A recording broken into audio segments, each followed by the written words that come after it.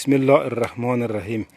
امروز 29 برج یک سایکو یک طوفان ناگهانی که آمد در نیم ساعت چقدر تغییراتی به وجود آورد. سایک زمین به نام سید حمزه آقا و سید حسن آقا طرف پایین نگاه کو، بالای 2 خروار 3 خروار گندم در زیر گل و لای فرو رفت.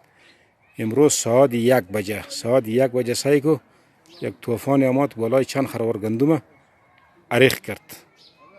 امروز ببین یک دفعه طوفان ناگهانی در 10 دقیقه تمام زمین را کشت زرخشانه از بین بود، گندم در زیر گل و لای فرو رفته.